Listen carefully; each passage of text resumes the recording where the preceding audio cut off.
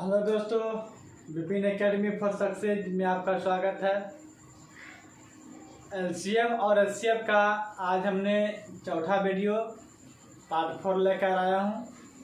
ठीक है, इसमें इसके पहले हमने बता दिया है एलसीएम का डेफिनेशन क्या होता है, एचसीएफ का डेफिनेशन क्या होता है, एचसीएफ और एलसीएम निकालने का कितने विधि है ना। 2 विधि हमने बताया था, एक फैक्टराइजेशन, दूसरा डिवीजन मेथड। और उसी में हम लोग सिर्फ सिंपल नंबर में चले थे। आज हम लोग चले जा रहे हैं पॉइंट वाला।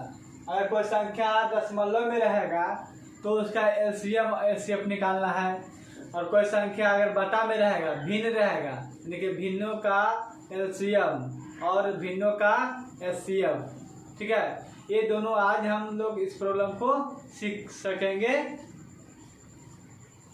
उसके बाद इसको सीखने के बाद हम लोग फिर एक्सरसाइज में चलेंगे। आर.एस. अग्रवाल का थ्री राइटर एलसीएम एचसीएफ का हमारा बेसिक कॉन्सेप्ट आज कंप्लीट हो जाएगा। इसके बाद हम लोग क्या चलेंगे, एक्सरसाइज में प्रवेश कर जाएंगे। तो हम लोग देखते हैं कि ऐसा प्रॉब्लम आता है 2.4, 0.36 और 0.045 का एलसीएम और एचसीएफ क्या होगा। तो मेथड हम वही अप्लाई करेंगे, फैक्टराइजेशन वाला मेथड अप्लाई करेंगे। ठीक है, तो हम एक पल के लिए दशमलव जो दिख रहा है उसको हम नेगलेक्ट लेके चलते हैं, मतलब नहीं, सपोज दैट मान दशमलव नहीं है, पॉइंट नहीं है, तो उसके बाद संख्या क्या होगा, 24 होगा। तो 24 का फैक्टर क्या होगा,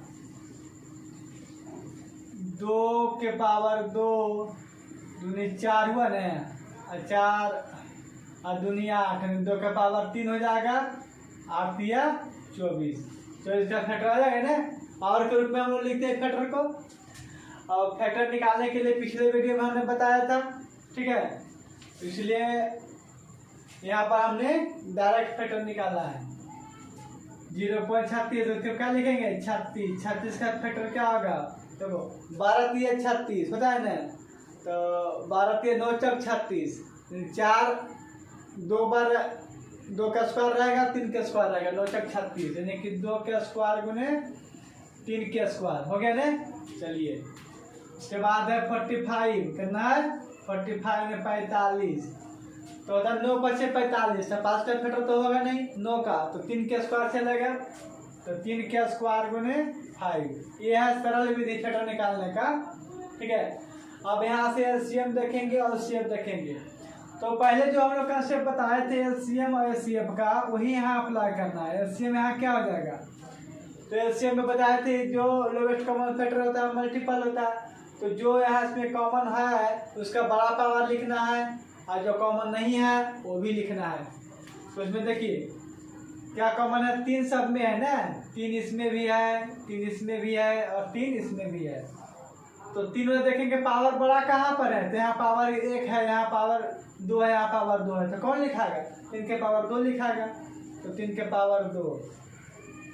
अब 2 वाला में देखेंगे 2 इसमें है ना, 2 के में कॉमन है, तो बड़ा पावर लिखना है, तो 2 के पावर 3, 2 के पावर 3 अब गुना 5 एक ही गुना है, तो एगो 5 लिखा दिया। ये हमारा क्या है एलसीएम, यानी कि 3 3 9 और 2 के पावर 3 का मतलब 8, तो 9 8 72, 72 से 5 में गुना करेंगे तो 5 दूनी 10 के 0 हाथ में 1, 7 5 35 1 36, 360 है, क्या आया 360।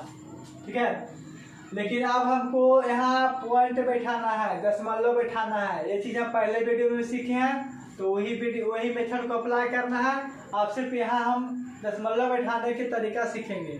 ठीक है, ये दशमलव कहाँ पर दिया जाएगा, तो दशमलव, इसको ध्यान से सुनिएगा कि दशमलव बैठाने का तरीका क्या है। एलसीएम निकाल लिए पर सिंपल मेथड से। ठीक है, दशमलव को हम नेगलेक्ट लेके चले थे और निकाल लिए, इसमें 260 गया 360 है ना। अब इसमें देखेंगे कि कौन संख्या में जो है दशमलव के बाद सबसे कम संख्या है, किस संख्या में दशमलव के बाद सबसे कम संख्या। तो यहाँ देखो दशमलव के बाद एक संख्या है, दशमलव के बाद दो संख्या है, दशमलव के बाद तीन संख्या है। तो सबसे कम किसमें है? इसमें है। दशमलव के बाद कितना है? एक संख्या है ना। तो ये कि एक अंक के बाद दशमलव ही ना, दाएं तरफ से गिनेंगे तो एक अंक के बाद दशमलव है, सबसे कम हुई ना। तो जो आंसर आया उसमें भी हम क्या करेंगे? दाहिने तरफ से गिनेंगे, दाहिने तरफ से गिनेंगे। तो एक अंक के बाद क्या बैठा देना? पॉइंट, दशमलव। ये हमारा क्या हो गया?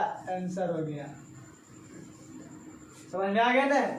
इसमें ये ध्यान देना है कि हम एलसीएम निकाल लेंगे। एलसीएम निकालने के बाद आप डिवीजन मेथड से भी निकाल सकते हैं, जो आपको इजी पड़े, आसानी पड़े, उससे आप निकाल लीजिए।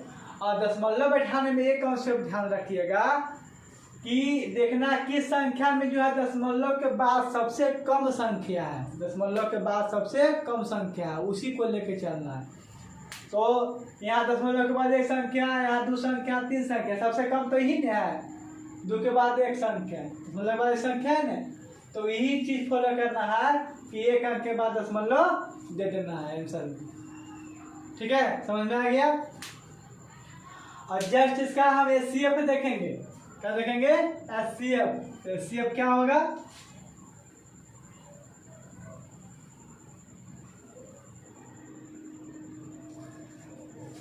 एचसीएफ में हमें क्या बताए थे कि जो मिलेगा, जो तीनों में कॉमन होगा, मतलब जितना संख्या है सब में कॉमन होना चाहिए, और जो सब में कॉमन होगा उसी का वही आंसर होगा, उसी का पावर, छोटा पावर लिखाएगा। क्या लिखाएगा?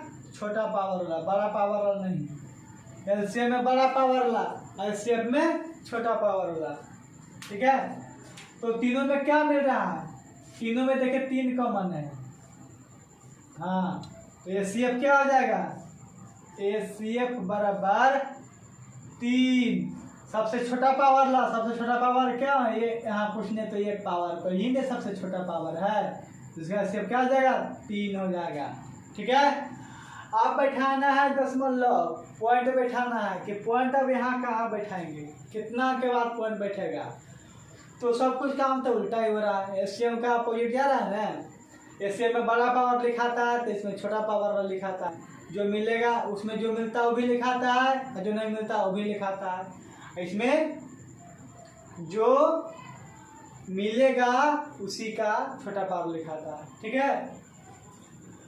अब दशमलव की रही बात, तो इसमें भी उल्टा हो जाएगा। एलसीएम में क्या था कि दशमलव के बाद जो सबसे कम संख्या है उसको फॉलो करते हैं।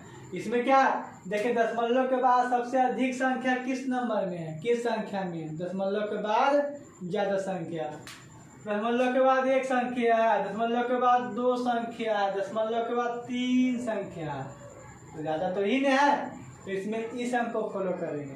ठीक है, इसमें इससे फॉलो करेंगे। दशमलव के बाद 3, मतलब दशमलव के बाद इसमें ज्यादा नंबर होगा उसी को फॉलो करना है। तो गिनना है कितने अंक के बाद दशमलव है? 1 2 3 अंक के बाद। इधर भी बिठाना है 1 2 3 अंक के बाद दशमलव बैठा देना है। चलिए, आ गया समझ में। एलसीएम में क्या था? सबसे कम वाला। एचसीएफ में क्या है? सबसे ज्यादा वाला। दशमलव के बाद ज्यादा संख्या रहेगा उसको फॉलो करना। समझ में आ गया। चलिए, बाकी एलसीएम तो हम सिखा ही दिए। सिर्फ इसमें पॉइंट का खेला था वो भी हमने कंप्लीट कर दिया है। अब इसके बाद हम चलेंगे भिन्न में, फ्रैक्शन में चलेंगे।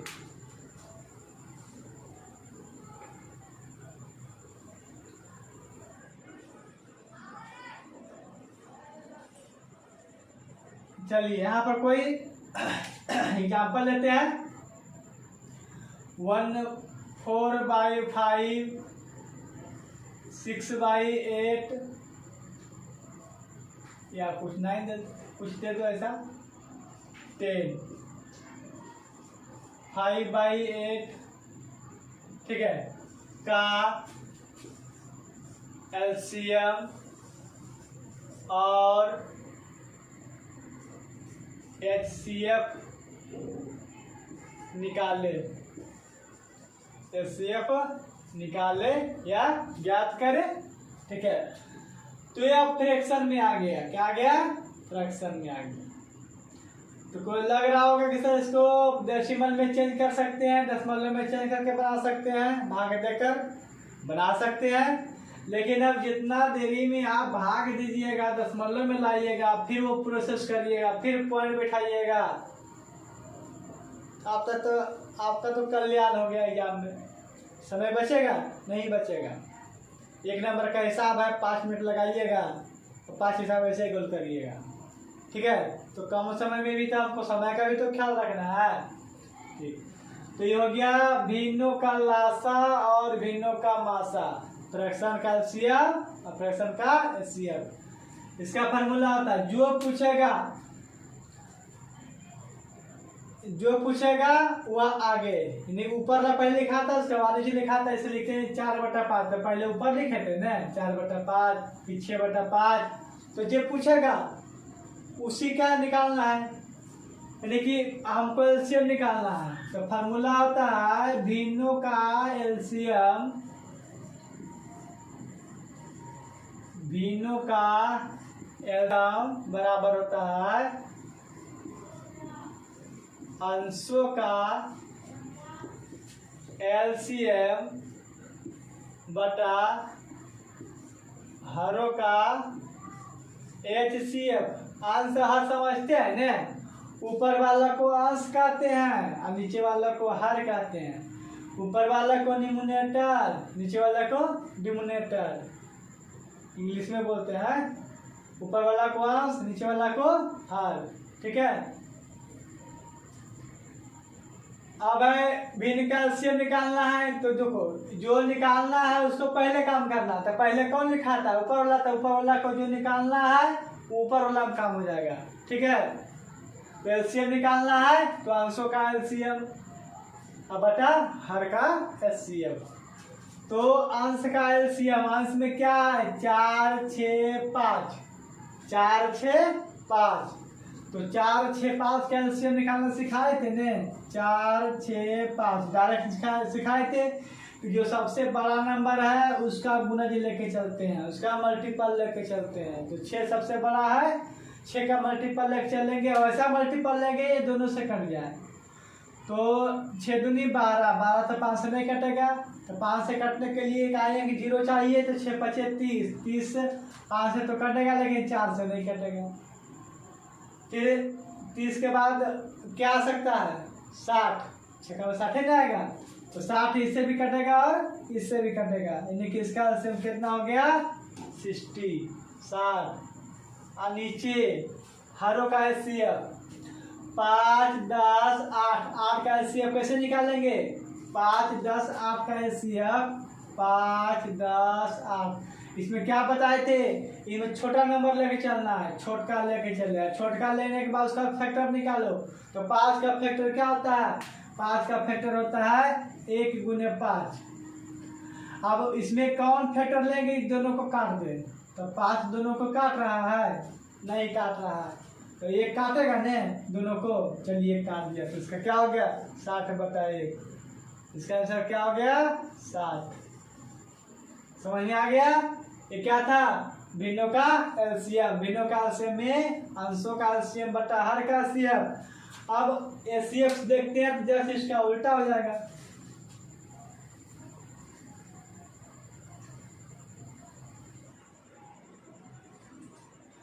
अब भिन्नों का एचसीएफ देखना है। एचसीएफ बराबर, तो जो कहेगा उसको फर्स्ट में करना है, तो फर्स्ट में तो ऊपर वाला काम होगा, ठीक है। तो एचसीएफ कर रहा, तो पहले एचसीएफ निकाल लेंगे। अंशों का एचसीएफ बटा हरों का एलसीएम, उल्टा हो गया ना। अब अभी निकाल अंश मतलब 4, 6, 5, 5 का एचसीएफ क्या होगा? तो एचसीएफ में वो कॉन्सेप्ट है, रूल है कि अगर कोई लगातार संख्या दे रहा है, कोई संख्या दे रहा है ना 3, 4, 5 संख्या दे रहा है, उसका एचसीएफ अगर पूछ रहा है, अगर संख्या में जो संख्या दिया हुआ है उस संख्या में अगर एक संख्या ओड रह जाए और एक संख्या इवेन रह जाए, एक ओड रह जाए एक इवेन, मतलब कि वो सम एगो विषम आ गया है, संख्या कितना लंबा का न रहे, लेकिन सम और विषम उसमें अगर आ जाता है तो उसका एचसीएफ हमेशा 1 होगा। उसका एचसीएफ हमेशा क्या होगा? 1। यहाँ देखिए 4, 6 और 5 दोनों सम विषम आ गया है ना, इसका एचसीएफ क्या होगा? 1 होगा। ये कैसे होगा?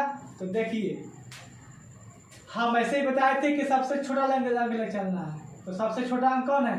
4। 4 का फैक्टर क्या हो सकता है? 1, 2 और 4। ये ना 3 फैक्टर होगा ना 4 का, 1, 2, 4। ठीक है, तो 4 से तो कोई नहीं कटेगा, सब 2 से 2 को कटेगा, 5 नहीं कटेगा, 1 से क्या कटेगा? 3 कट रहा है।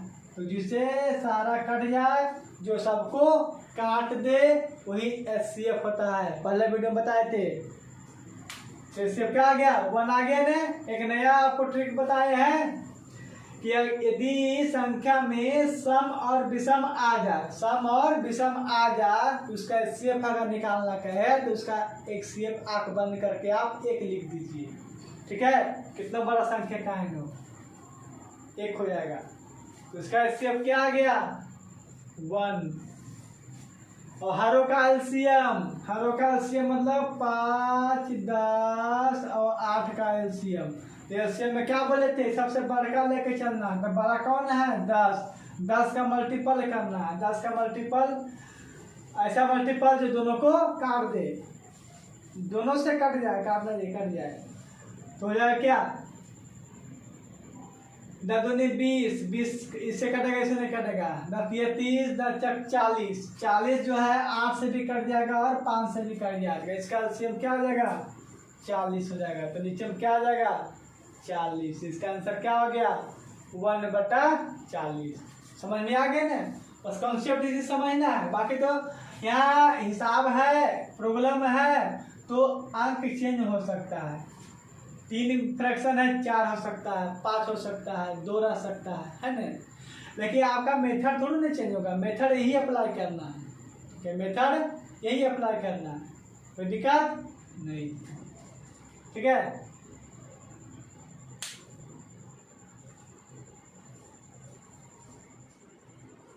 उम्मीद है आपको समझ में आ गया होगा। ये याद रखिएगा कि अगर सम और विषम एक साथ आ जाए, 2 आ जाए, एचसीएफ उसका क्या होगा? हमेशा 1 होगा। और एक दूसरा कंसेप्ट है, एचसीएफ जो होता है हमेशा एलसीएम को डिवाइड करेगा, विभाजित करेगा।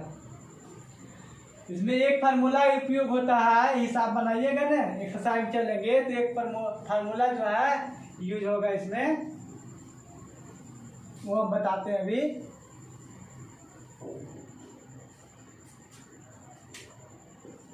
एलसीएम गुना एचसीएफ बराबर होता है पहली संख्या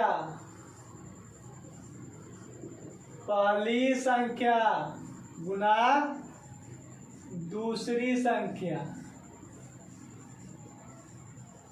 आपस में क्या होता है? बराबर होता है। ये फार्मूला चलेगा। एलसीएम गुने एचसीएफ बराबर पहली संख्या गुने दूसरी संख्या। याद रखिएगा। एग्जाम्पल में देखते हैं कि 15, 36 का एचसीएफ 3 है, एचसीएफ 3 है, तो उसका एलसीएम क्या होगा? ठीक है, पहला संख्या दिया हुआ है, दूसरा संख्या दिया हुआ है, एचसीएफ दे दिया हुआ है, तो तीसरा पूछ रहा है एलसीएम क्या होगा। तो यार यहाँ 3 चीज है, 4 चीज है, एलसीएम है, एचसीएफ है, पहली संख्या है, दूसरी संख्या है। तो इसमें हमेशा आपको 3 चीज दिया हुआ रहेगा, चौथा ज्ञात करने के लिए रहेगा। अभी आपको एलसीएम एचसीएफ दे देगा और पहली संख्या दे देगा, दूसरी निकालने के लिए कहेगा। कहीं दे देगा एलसीएम दे दिया, पहली संख्या दे दिया, एचसीएफ दे दिया, और निकालना है दूसरी संख्या। मतलब ये 4 चीज में आपको 3 चीज हमेशा दिया हुआ रहेगा और चौथा निकालना है। तो इसी कंसेप्ट से आपको निकल जाएगा ना चौथा। इसी फार्मूला को लगाना है और जिसका मान दिया हुआ है उसको उसका मान क्या करना है? पुट कर देना। अब देखिए यहाँ दो संख्या है ना, पहला संख्या दूसरा संख्या का एलसीएम 3 है। देखिए एलसीएम, यहाँ एलसीएम नहीं पता हमको है, तो एलसीएम निकालना है। एलसीएम कितना है 3, बराबर पहली संख्या कितना है 15 गुनी दूसरी संख्या कितना है 36। अब काट सकते हैं ना 5 3 15, एलसीएम बराबर क्या हो जाएगा, एलसीएम बराबर हो जाएगा 6 5 30 और 5 3 15 और 3 18 180। एलसीएम आ गया ये, समझे ना। तो यह फार्मूला आपको एक्सरसाइज में यूज होगा, ठीक है। और हम एलसीएम और एचसीएफ का प्रॉपर्टीज लिखाएंगे, ठीक है। क्या लिखाएंगे, प्रॉपर्टीज बताएंगे। प्रॉपर्टी बताने से क्या सहूलियत होगा, ट्रिक में काम आएगा, है ना। दोनों का प्रॉपर्टीज बता देंगे। एक्सरसाइज शुरू करेंगे ना, उस दिन प्रॉपर्टीज बता देंगे दोनों का। समझ में आ गया, चलिए।